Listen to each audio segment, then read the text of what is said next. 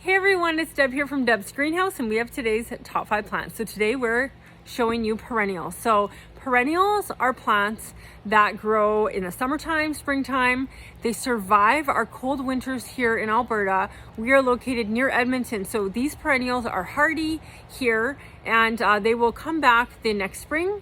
Some plants come back from the root, some plants come back from seed, and some come back from both. So we're showing you, to start with, we're going to show you some lupines. These are gorgeous lupines. We just got this shipment of perennials in. We do grow some ourselves, and we bring some in from a really amazing grower. As you can see, these lupines look amazing. So here in Alberta, we find that the lupines do best coming back from seed. At least that's been my experience in my own garden. And what you want to do to ensure you get that seed is you have to leave some flowers on the plant. And I always grew my lupines in my east flower bed. It's just where I like them, but they do pretty well in really any flower bed as long as they're getting some daylight. And when the flower is completely done flowering, you have to leave some on to create the seed. Is I learned from my neighbor is you take it and you snap the stem and bend it downwards. So what happens is when that seed matures, you're not snapping it off, you're just bending it downwards. And that seed will mature and it's going to fall down directly where you had your plant. So lupines can be a biennial, which means they'll grow up. You've got to look for these beautiful little leaves the next year. And after a while, you'll have lupines every year is what I found. But gorgeous colors. So we've got these lupines here. There's another one here. And we do have a variety of colors, but they are just stunning. And these are big. Like this is a humongous bloom. Gorgeous. So that is plant number 1 for today's top 5. Our second plant for today's top 5 is a Gallardia. So Gallardia are hardy here. They are going to die back in the fall, and they actually grow right back from the root in the springtime. So we're not worried about collecting seed or having seed fall for this particular plant. They will come back from the root. It's called a herbaceous perennial. And again, we're in Alberta, and this is a hardy plant. That you could have in a border or as a feature plant.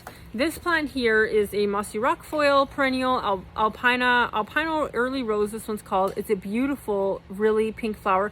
We have it in white as well, but this is a really great ground cover. It's gonna grow about a foot around and be not much taller than this. Pretty little blooms, early spring blooming. And again, this is gonna come back from the roots, and it is a very hardy little plant. Our fourth plant for today's top 5 plants is actually called Nepeta Catmint. And what I love about catmint is it kind of has that look of lavender from afar. And here in Alberta, lavender really is not a hardy plant. Sometimes you can get the right type of lavender to winter, but so far I really haven't had any success. I have heard a few people that get it to winter once in a while, but if you want that look, but don't want to experiment or want a plant that will actually thrive, that has that look, catmint is fantastic. And I found that my own cats, they don't really go for the live plant, but if I dry it, like I cut some as a cut flower and I dried them. I dried a ton of flowers last fall. Scotch found this in the winter and he loved it to bits and pieces. It was basically dust when he was done. But yeah, it's just a really great perennial. It's gonna get about that tall. So I've had them get about 20 inches tall. And after a couple of years, this clump here can get about 20 inches to 2 feet wide. It will keep growing if you let it wider over time, or then you could chop it, divide it, and move a portion to another area. But yeah, this catmint is just a beautiful looking plant. What I really like is that even when it's actually done flowering, these little pieces here, it still holds the color on the top of the stem. So it's always got color on it for you, which a lot of perennials don't.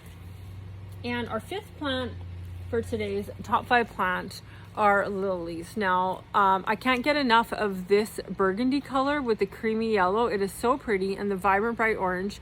I have a lily patch in the secret garden, and we have been very successful of keeping it free of lily bugs, and we keep putting diatomaceous earth on them and checking them.